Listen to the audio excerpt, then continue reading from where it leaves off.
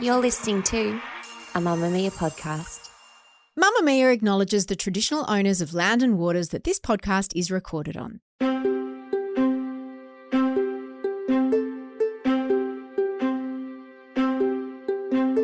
From Mamamia, I'm Mia Friedman, and you're listening to No Filter. Before there were Kardashians, before there was Instagram or influencers, there were supermodels.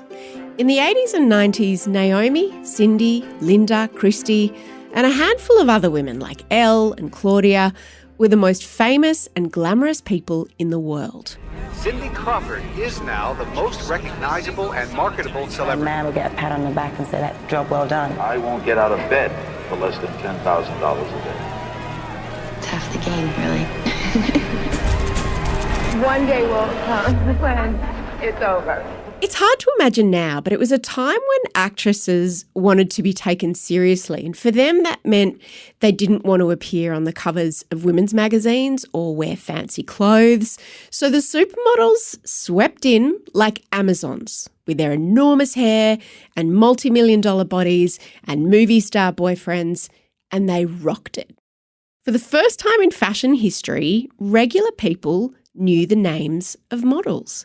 These women had power and they used it. And not everyone was happy about that. If you haven't watched the recent doco called Supermodels, it is glorious. And today I'm talking to someone who was there during that time. Paula Joye was a magazine writer, a stylist, and an editor during the supermodel years. Now she's a content creator and digital publisher and author. But she kicked off her career at Vogue, where she once had to blow dry the editor's dog. True story. And she was appointed editor of the iconic Cleo magazine at just 27. Paula launched 2 Australian magazines from scratch, Shop Till You Drop and Madison. And she travelled around the world shooting with everyone from the supermodels to Miranda Kerr to every major female and some male celebrities of the 90s and early 2000s. It was a very different time, and she has stories, like the supermodel who insisted on drinking dessert wine during a shoot, the bad behaviour that she witnessed backstage at fashion shows, some anonymous diva stories, and why the fashion industry eventually, completely and brutally turned against the supermodels. Here is Paula Joye. You better work. Tell me the first time you met a supermodel in the actual flesh. I would have been a beauty editor at Cleo, and I would have been 24 years old, 25 years old. And my first supermodel outside of like Elle Macpherson, the Australian ones, was Christy Turlington. You started strong. I started with my favourite. What were the circumstances? We were doing a cover shoot and a beauty shoot for the magazine, and I was the stylist and the journalist, and I got to meet an idol and I got to dress an idol, and it was just, it was extraordinary. Take me through the process of arranging to photograph a supermodel, because it's not just like when you would book a model for a regular job and you would call the agency and you would say, this is the shoot, I'm thinking I need this kind of girl, and they would send a bunch of girls and you would look through their portfolios and book one. When you booked a supermodel, what year would this have been? This would have been the mid-90s, so 95, 96. 90. So it was peak supermodel. Peak supermodel. I mean, they were, for Australians in particular, they were what celebrities became to us. So to book a model pretty much around the world actually, but for an Australian magazine to secure a supermodel was not easy and expensive. They became household names, and I think that really solidified the supermodel. We looked powerful, and then we started believing that. How much did it cost? Funnily enough, they got paid the same editorial rates that their lesser known colleagues would get paid, but it was the getting them there and what they required and the hair and the makeup of their choice. And they had a writer, they'd need this food and that food, and there'd have to be a clothes set and they'd have to approve things. So it was assistants and entourage and that type of thing that added to the cost. The actual payment they received though, Linda famously said we don't get out of bed for less than $10,000 a day, and I want to talk about that more in a minute. But the rate that you get paid for being on the cover of a magazine, even if it's Vogue, is how much around? Back then, there was about $180 a day, and there was no GST. It was $180. So editorial rates, which means things that you do for magazines essentially that don't have a brand involved, everyone gets paid the same and it's a very, very low rate. So why would a supermodel do that?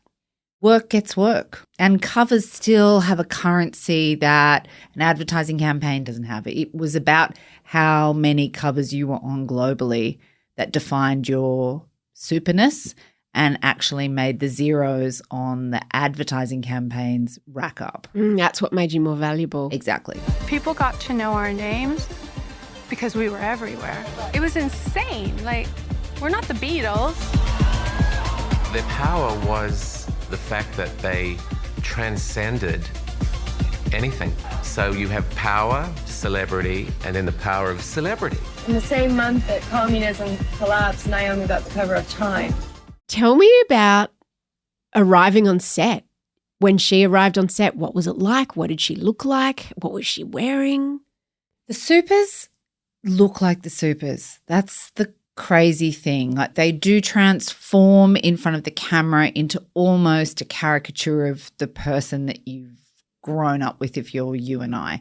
But they are truly so beautiful. It's like they've got an aura or a light around them. I don't know if it's because they're so familiar or just a combination of like beauty and familiarity.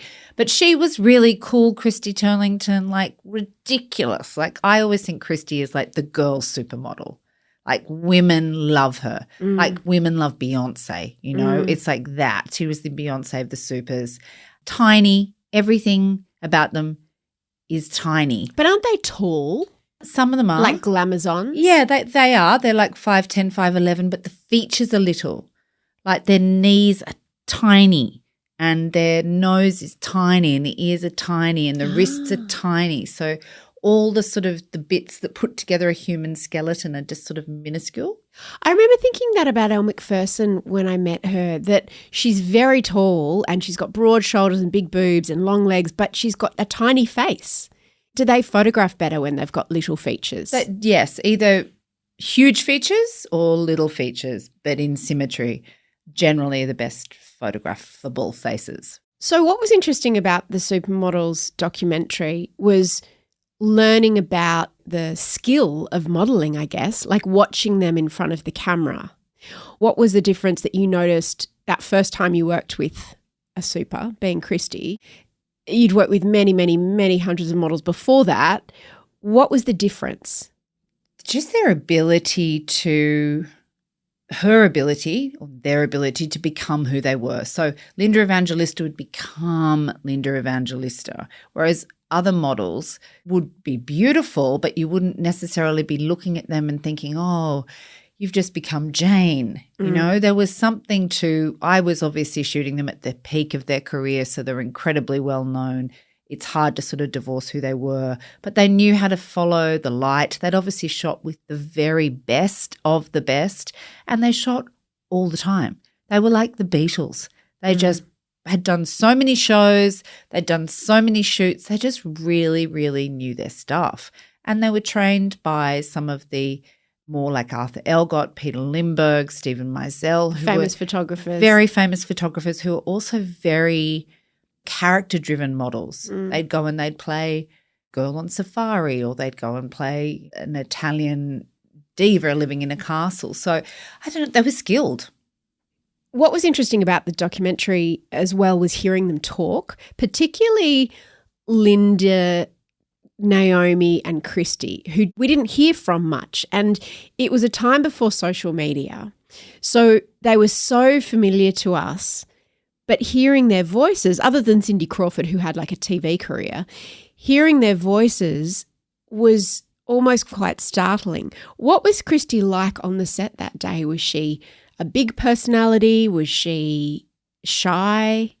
Yeah, shy.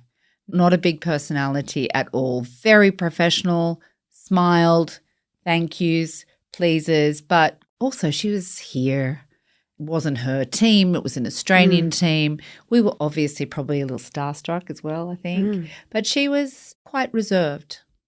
For people who didn't, like you and I, grow up in magazines and being obsessed by them, what were models like before the supers? Like, what made them so different? One of the big things is that they came out of America. So there was an all-American feeling to those girls. Certainly Cindy Crawford, and that's kind of obvious, and she sort of rose out of Christy Brinkley and Cheryl Teagues and that sort of corn-fed blonde, but she was the antithesis of that. Then Christy Turlington was that patrician, think sort of Carolyn Bessette Kennedy, kind of very American, waspy. Very waspy. And then Linda Evangelista was Canadian but grew up in the States, and she had that Italian heritage, which is also very American. And then Naomi Campbell, obviously she's British, but she had, vast appeal in America because of her beauty and also because of her heritage. Did people know the names of models before the supers? Like, how did we come to know their names? Because models were really just before that more like tools for the designer to use. There were less of them. There was Twiggy. There was Christy. There was Cheryl. There was Paulina Porotskova. Yeah, there were a few, but it was definitely timing too. It was coming out of the 80s and just that hyper-consumption into the 90s, which in America were just all about more. And they arrived at the right time. What did you think when you saw the documentary? What was your feeling? Oh, I loved it. I absolutely loved it. I inhaled it so easily. Didn't want it to end. I thought it was nice that they were telling their story. It sort of made me realise how silent they'd been. I think what you said is a really, really good point. Cindy, yes, but even Cindy has really just been a spokesperson for brands, not brand Cindy Crawford, but whatever brand she repped. There were some lovely things like Christy Turlington going off to university and just how they were robbed, a lot of them, of childhood and normalness. And I loved the bond between them. I mean, imagine you're them. They would have been sisters. What do you think about the fact that it was the four of them? Who was notable by their omission? Well, they were the originals. I mean, the Trinity was the Trinity to start with. So they actually were the originals, and then there were the bolt-ons. You would consider Claudia Schiffer part of that genre, Helena Christensen part of that genre, Tatiana Petitz as part of that genre. After that, and then there was the Karen Mulders that sort of were adjacent to it, Elle Macpherson, and then after that came the post-grunge, that sort of second wave of supers, which was the Giselles and the Heidi Klums, etc. And I guess Kate Moss was considered super, but not in the same realm. So, yeah, it was a special time. What do you think were the definitive moments that really branded them as supermodels? Definitely George Michael's Freedom. Definitely. The video. We get this phone call that George Michael wants to shoot us and wants us in his video. George was like, it has to be this group of women. It had to be all of us. So we go talk. Are you doing this? Are you doing this?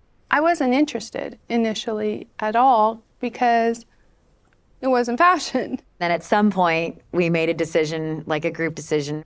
I said, I will do it. I'm going to do it. I said, yes, okay, I'll do it. Definitely the Versace show that they show in the documentary when they walk in those coloured dresses, definitely that. Each one of them has a strong personality and they were not afraid to show it. The combination of fashion and their personality was magic. It was a moment. It was the moment of Gianni Versace and the way he wanted to produce sexy women who were also strong women. The American Vogue and the British Vogue covers where they're in groups, nothing like a supermodel group.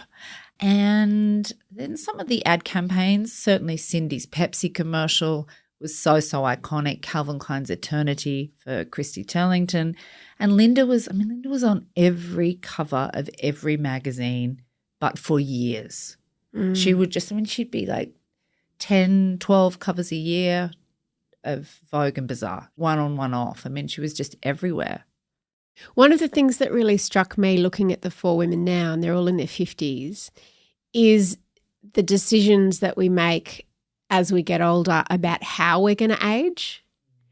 What was your impression of the way they all looked now? I think Christy and Naomi look how you'd expect supermodels to age, which is just like, damn it, that's not fair. But I felt that they looked like themselves but older. Obviously, Linda has been through a lot medically and obviously emotionally, traumatically. I think trauma is wearing on her. So those beautiful eyes are still those eyes are just so extraordinary. And Cindy is a little bit more the product of a really sort of successful life, a life that's still stayed. I mean, she's the one that's modeled the most consistently. She's Los Angeles. She, to me, is more, I can see the work that goes into being Cindy at 57. But I don't think any of them. When you say work, do you mean cosmetic work or just the effort to keep that body, keep that hair? I don't think that any of them have had major cosmetic work. I don't look at their faces and see too much. I think Linda, I think she has. And it's clear, it was also clear that she was the emotional heart of that doco, I thought. And it was incredibly moving, her story, because she's just had such a hard life, you know, from the abuse at the hands of her husband and the physical abuse, as it turns out she talked about. He always stayed away from, you know, hitting her on the face or marking her face because it was a moneymaker. And then breast cancer and then the episode with cool sculpting. And she seemed to me the most honest about how difficult it is to get older when you're a supermodel, when your entire value is quite literally indexed to the way you look. Yes.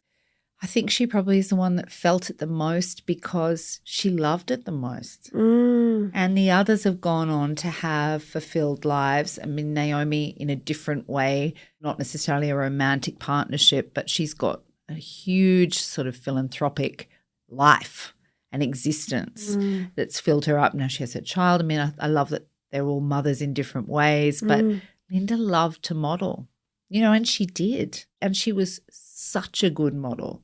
It's just made me sad that she's had to endure what she's had to endure, and also that she took that risk on that beautiful face. It's such a lesson. It's such a lesson. What do you think the lesson is, though? Because, you know, we live in a society that says the worst thing a woman can do is dare to get older. Yes. But I think that it's a lesson to look at, like, just because it says in the brochure it's going to work doesn't mean that it will. And like every single surgery, whether you're getting your appendix out or, you know, your ears pinned back, there's a risk with it. And she is a walking risk of something so beautiful that, you know.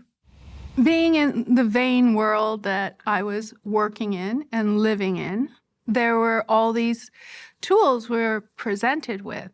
And I used some of those tools because I wanted to like what I saw in the mirror, and the commercial said I would like myself better. But what happened to my body after cool sculpting became my nightmare. And you can tell she feels really ashamed. She's angry and at embarrassed. Herself. She's angry at herself. It's like, I was dealt a good hand and I did this. And that's the lesson, I think. It's sort of like self-regulation, because the only person that's going to change that if a woman isn't beautiful, life's over, it's broken, is women. One of the things that really surprised me was Cindy Crawford recreating that Pepsi commercial. So in the original, she's wearing this tight white bodysuit and these denim cutoffs, and she's about 24 or 23, and, you know, she goes to the vending machine and gets out a can of Pepsi, and these two young boys are watching over the fence and they're like, oh, wow, and it's like their sexual awakening. It's kind of creepy, really, if you think about it. Is that a great new Pepsi can or what? Introducing a whole new way to look at Pepsi and Diet Pepsi. It's beautiful. And then in her 50s, she recreates it. And I was like, why would you do that? Did that surprise you? The same outfit really surprised me the most. Yeah, and it's like I don't understand. I get you would be paid a lot of money to do that, but surely it's always going to be a losing exercise to do that. I don't understand why she wasn't in like a power suit or overalls or I just don't understand why it was step-by-step recreation, and perhaps I'm completely missing the point, but I thought that's what I mean about work. Well, the point is it was quite literally speaking to the beauty standards that she hasn't changed. Like that's what we're meant to think, right? And pretty much she hasn't really. I mean, she's still the same size. She looks the same. She does look older, but to me, that wasn't good for her and it wasn't good for women because what it said is, look, 30 years later, still the same. And no one is still the same 30 years later. No one is still the same. And nor should they be. And Cindy isn't the same either. Like she didn't look the same in that outfit. She didn't. She looked close to the same, but not quite the same.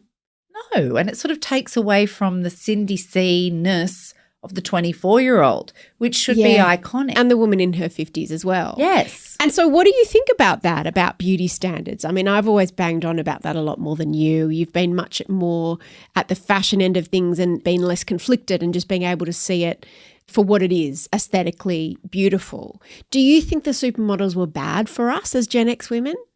Yes. I think sort of all models and images in magazines and advertising are damaging to a point. I think that it would be naive to think that it didn't, even if it was just osmosis. I mean, I have grown up around perfect bodies, great skin, you know, size 0. Of course, it can, you know, definitely just makes you feel bad, and it's totally unrealistic standard of what you should or shouldn't be. I think that the problem with seeing them at the age that they're at in the way that you just said in that Pepsi commercial is that, I don't know, it probably makes me feel worse now at 52 than looking at her at 24 and being 22. There's something about her being still super and sexy and Pepsi-ish that just is an awful feeling for the person sitting in the tracksuit pants, driving their kid to school at the same age going, hang on, I don't look like that, I think. Tell me some of the stories about working with them and meeting them over the years. I think one of the things that was in the documentary which was really true was the backstage, you know, when Linda was talking about getting naked backstage, and that was very, very much the case. At a certain point, I started hiring a bodyguard to shield me. There was a point when I bought some spray paint, and when we would start to get dressed, I would shake the can. And if they didn't disperse, I threatened to spray their lenses. I didn't want them photographing us women with our clothes off. Backstage was like open back in the day. There were no sort of dressing rooms or privacy. There was no really guards on the doors. It was just people everywhere, and certainly in Europe, naked women, like completely just naked women, no places to change, photographers everywhere. And, you know. And this was their workplace. This was their workplace, And it didn't used to be like that before the supers. Like backstage was just behind the scenes, like, you know, actors getting ready to go on stage. It's not like the audience or photographers are allowed backstage watching them get ready to go on the stage, or, you know, Beyonce or a band. Why do you think it was different with models, and how did they react? It was really quite a predatory environment. It really definitely was not a safe environment on reflection, but always so chaotic and mental, which probably, I mean, I hate to think what sort of did actually go on because they were so full. It's like the Easter show back there. There were so many people. But the thing about the supers, and this became, you know, more and more apparent, is that they would have their own sort of stations and they'd have their own teams. And if they walked in late, which inevitably they would because they'd be running from one show to another, it was sort of like the seas would part, models would be pushed out of chairs, and it'd be like, here, Linda, sit down, go. So the treatment that they got was very extra There would be limos, there would be private planes, there would be whole suites at the plaza or whatever. They lived an incredibly bougie life. It was the minders and the entourage that I probably remember the most, you know, when they started becoming like, oh, no, she won't talk about that. She won't talk about that. Sort of in the way that, you know, you would expect to get from a celebrity. But and what were you backstage doing? Usually beauty interviews. So I'd be back there for a magazine or a beauty brand. So it would be if they were the face of a Revlon or if they were the face of whatever, I'd be back there getting quotes for the for the magazine about why they liked lipstick. And were they sometimes in bad moods or were they always professional? Oh, Any no, good stories? Definitely bad moods. Definitely bad moods. Do you think they were hungry? Oh my God, they were so hangry. Did that you was see the them real eat? thing. They just smoked. No, they only just smoked. They just smoked and drank coffee and Coca-Cola and soda. Claudia Schiffer liked dessert wine. What? That's so random. She liked dessert wine and sushi. That was always on her rider. Yes, I had a very memorable shoot here with her and David Copperfield when she was dating him. Remember that? The magician. Remember that? Did you shoot them? What was that like? Oh, I shot her and then he came to pick her up in like a magic ball. Like on a carpet. He kind of just appeared. He did. No, That's he actually did. I was like, how did he get in here? But he was so short and odd. I interviewed Claudia Schiffer once and she was kind of robotic. That's Very. the only supermodel I ever met. Really? Yeah. You're joking. No, because I wasn't a stylist. I was much more comfortable behind a desk. I hated being on shoots. And also that wasn't my jam. Like you have always had the vision as a stylist and a visionary, even when you were an editor, and especially when you were an editor, you would still go on those shoots and it would still be your vision. And to this day, you've got that eye. But I never did. So I never met them. I thought you met Helena. Yeah, but not on a shoot. At a party with Michael. Yeah. She was in my car one time. She was the most beautiful woman I've ever seen in the whole world. Yeah. And so lovely. And still is. Yeah, Man. and I found the younger models would often be much ruder than the more famous models because the famous models almost had nothing to prove. Definitely. And Helena was very cool. She was actually, you got Helena Christensen. Same with Giselle. When you book Giselle, you get Giselle. Really? You get the experience. You get the hair and you get the Brazilian and you get the energy and you get the body and you get Giselle. And Helena was like that as well. She had a great personality. She was fun. She brought the wicked game to every set. I mean, man, she was really beautiful. My goodness, those eyes were incredible. You were talking about, you know, they had the private jets and the riders and the entourages. When did it sort of start to go bad? When did the pendulum swing just a little bit too far in their favour? It started to shift, and I think the documentary outlines this well. Basically, the designers just got sick of it because they were sort of held hostage to the fact that these women were selling the clothes. And it just became less about the designer. As the women got older, as those girls got older, they were harder to dress. And, you know, designers still to this day What do you mean harder to dress? They were just harder to dress. I think, you know, Christy says in that documentary she put on a few pounds and it's like designers don't like that. Why? Because they just like a coat hanger, particularly back then. Like a wire coat hanger. They just like a little frame with no curves and no edges, and fashion started to shift. And why is that, since most women are more likely to have curves than not? Like, why do designers not like the way women look when they're meant to be dressing women? Genuine question. That is a question I have never been able to answer, other than if you put clothes on a hanger, they look great. They look like they look when you drew them, and then you make them and they look cute. Same way as we shop. We go, wow, I love that. And then you put it on and it will suit some people and not suit some people. I think that. So you're saying that a really skinny model shows the clothes in its most pure form because their body almost doesn't touch the sides. Yeah. They're essentially a walking coat hanger. And I think that there's been some improvements in that over time, but not really. So was the problem that the models were hired by fashion designers or beauty brands or Pepsi or whoever to sell products, but then they became bigger than those products. They became more famous than the products they were trying to sell and they eclipsed them. Yes. And also fashion, I mean everything, but fashion in particular is fickle and cyclical. And it's always swung. The pendulum swings. And really they had an incredible ride, and then it was the democratization of fashion and leveling everything and taking it back to equal and genderless, and ultimately grunge was born out of that. Up next, Paula talks to me about the moment that made the fashion industry turn against the supermodels and why it was led by magazine editors and designers.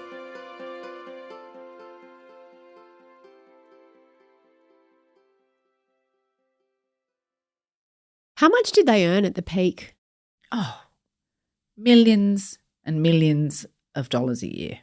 Millions of dollars a year, depending on their contracts, but millions of dollars a year. But I thought Linda in the documentary, when she said it was a tiny drop in the ocean of what they were making back, for certain that was true.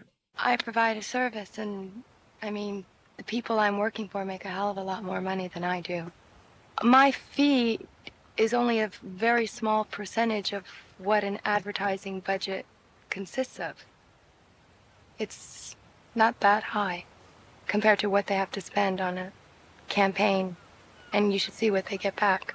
So her point was that when she said, I don't get out of bed for $10,000 a day, that sounds like a huge amount of money, and it is, but compared to the amount of money they were making for the people who hired them, the designers, whoever owned the products that they were moving, it was nothing. It was a tiny sliver. Why do you think people were so angry when she said that? Why do you think it's become like such a weapon that was used not just against her but against all of the supermodels? I think it's just basic jealousy.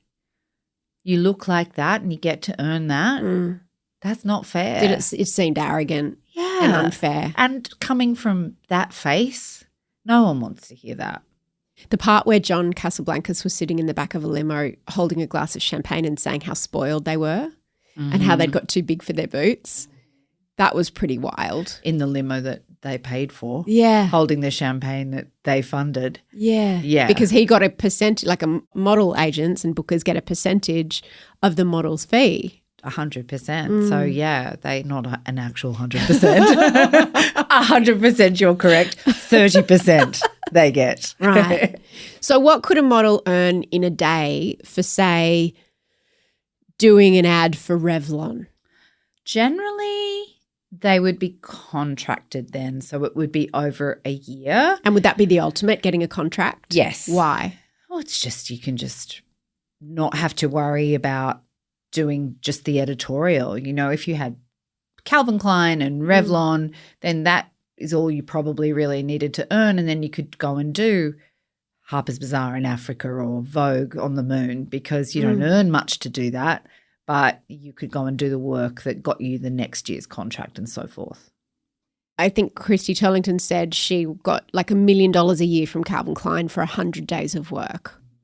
And I thought 100 days actually sounds quite a lot. I felt the same.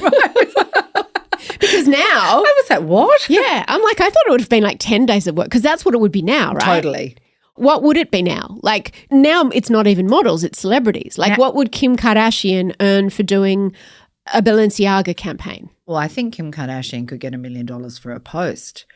Or Nicole Kidman On could her get $1 Instagram. million for sitting at the tennis for 2 days. Holding up her Omega watch. Her Omega watch, yeah. Yeah. So they actually worked harder back then. 100 days? Yeah. But $1 million meant more then. Yeah. Yeah. So it's sort of relative. And the idea of being paid a lot of money just because you were beautiful seemed kind of outrageous, I guess. Yes. I mean, not to those people who are in the industry and knew what the metrics were, but to someone outside it. It's like, but she's just pretty. And yet talentless. It's the same thing with the Kardashians. You're famous for being famous. And that was what it was with the supers at the end. It's like, you're just famous for being famous. You're just a model. You can't sing, you can't dance, you can't, act. What actually are you doing? It's just old-fashioned jealousy. So what happened with grunge? Where did Kate Moss fit into all of that? Because peak supermodel was probably the late 90s, was it? Like, yes, it was starting to they go, all go had then. a similar look in terms of being tall, you know, glamazons is all I can think of, even though they did look a little bit different. You know, Linda had the short hair, Cindy was va-va-voom, sexy, Claudia Schiffer was like fairy princess, Naomi was just, you know, so strong and regal and powerful, but didn't get the cosmetics campaigns because of the racism that was endemic in the industry then and probably still now. What tipped it? Again, and they were all glamorous too. That was also the difference. They were glamorous, like Marilyn Monroe, like they were glamorous. It wasn't no makeup selfies and here's me being relatable in my tracksuit pants at home with a pimple patch. Not that pimple patches existed then, but they weren't that, were they? No, they were glamorous, you know, and they dressed really well and they were fashion and they were glamorous. So there was the backlash at how much they cost. There was also just the backlash at we're hostage to this as an industry, we're bigger than this. And really all it took was one person to say, enough, I'm going to go another way. And I think in the documentary it's so interesting when you see those girls, Christy and et cetera, do the grunge clothing. It just looks so wrong on them. Yeah. It was like they walked into the wrong place and it just was just so, it didn't. They look like they're in fancy dress, even though their job is to wear clothes. It just didn't, because the whole point of grunge and heroin chic, which is the most extraordinary phrase when you think about it, was that the girls looked kind of anonymous and like, what was that look? Describe it to someone who might not have been around in that time. Well, waif was being thrown around, really. Because we weren't skinny enough. We had to get skinnier. And also waif, like what is waif in 2023? But what is waif in 2000? Like it's crazy when you look back and even think that was an expression. That's like something you'd call Eponine from Les Miserables. Like it's just ridiculous expression for a model, but it was the total pendulum swing. Was waif just another word for even skinnier? Yeah. And sort of like malnourished, but also weak because the supermodels projected such strength and glamour. Yeah. And a waif is not strong. A waif does not speak her mind. A waif does not have a rider and make demands about how much she's going to get paid. No, a waif is really effing skinny. Yeah. And the clothes fit like a hanger. And it came out of the economic trouble. It came out of music, hugely out of music. So it suddenly went from sort of Paris and New York being the epicenter all the way over to the other side to Seattle, and that's where grunge came from, and it's cold there, and so that's where the plaid comes from and the beanies and that whole look, and then obviously from a depressed economy in London as well. So it was a real movement that sort of straddled all of popular culture. And music and fashion have always been so interlinked, and they never were more so, I don't think, than in that era, that grunge era. Kate Moss typified the waif look and that grunge time. Did you ever work with her? Did you ever meet her? I did. What was she like? Because she famously has given almost no interviews during her whole career. Yeah, very smart. Why? Very, very smart. She couldn't really talk, you know. You know, they say when a celebrity becomes famous, it's where their age gets arrested. I think of her in that way.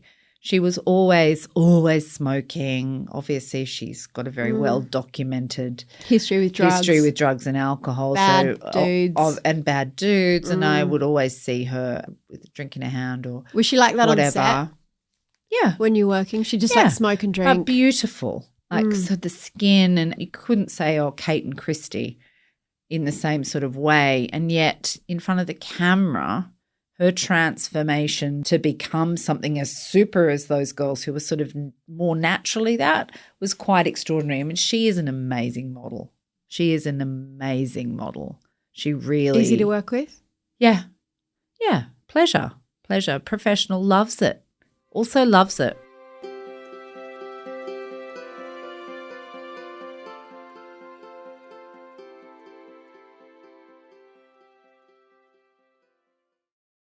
Without naming names, can you tell me some diva stories? Yeah, I mean, I've had walkouts. Why? Because they didn't like the clothes, because they didn't like the food. They didn't like the light. I've had quite a few tantrum turns on the fact that they did not like the way that they were lit, that they wanted it to be a certain way. What way? I've had lips redrawn. No, give me that brush. I'm not doing that. I want my hair done this way. That sort of thing. How do you handle that on a set when you're paying and you want something different from the pictures? You try and talk them around and out of it, but ultimately with that sort of caliber of model, if they've got the power. Yeah, they've got the power and they could just walk. But nobody behaved sort of terribly badly. But, I got screamed at a few times and had clothes thrown at me a few times and a couple of things stolen a few times. Have you had people sort of turn up hungover or wasted? Yes. How do you handle that? Toughen up. Here's a Coca-Cola and a toasted cheese sandwich. Yeah. Yeah. And let's get to it. But, they all were professionals. Have you ever had to send a model home? Not a supermodel. No, not a supermodel, but any model. Yes. Why? Too hungover. One time one was having a terrible breakup as well, and it was just constantly going off set and ringing the boyfriend and coming back in tears, and I'm like, babes, this isn't really working for the mascara. This isn't really working for the sunny vibe we're going for. So I think you better Geo. But, you had to get somebody else in because you booked the studio and everything like that, and it was like, we need, to replace you.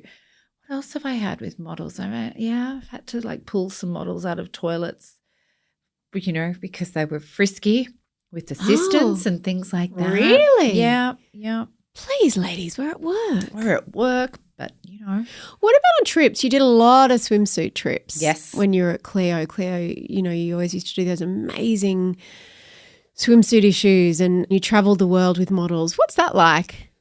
They're grueling because when you shoot swimsuits, you want to be ready to go at 10 to 6. You want to have that light. So you're in makeup at 3:30, 4 latest. Everybody looks punched in the face at that time of day. So you're trying to get life back into these faces, and then you're out in the elements. And to make things look that certain way with, the right amount of drops of water on the body. Well, that's, glycerin mixed in with water, and you might be in the wind and then you don't want the sand on it. And then it's changing girls in the middle of, nowhere. I used to have a hula hoop that I sewed a sheet around so I could pop it up because it was a pet peeve of mine to have any woman exposed, getting changed in the middle of a, public beach. So that was sort of an invention of mine. I also used to make a lot of clothes out of nature. Do you remember that? I'd come back and I would have made a dress out of palm leaves or bark, like the Blue Lagoon. But they're fun because they're creative, but they are hard work because you are there. You might be there for 7 days. You might have to get 8 editorials and 3 covers or So it's not like going on a holiday. It ain't like going on a holiday. No. And a lot of pressure on the model, I imagine, too. Like everybody standing around looking at her in a bikini at 5 a.m, lying in the surf when it's probably cold. Yeah, with the waves coming all over you. Yeah, it's not as fabulously glamorous as it looks. The other thing that really struck me was the difference between, and the supermodels talked about this, the difference between then and now. How now it's all just done with Photoshop, in post-production. The model pretty much doesn't even have to be there anymore. They can just AI her in. Has that artistry been lost, do you think, with the phasing out of magazines? Definitely. And the other thing is film. Actually, what do you mean film? Explain that. Actually taking a picture with a camera that contained film. I remember and film. Printing it in a darkroom. And there is just a different process. It's literally the process.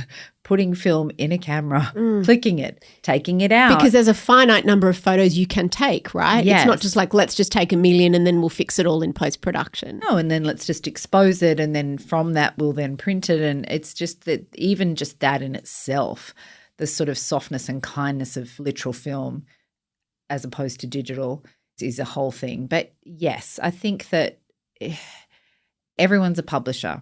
Everyone's a writer because social media has given everybody the ability to do that.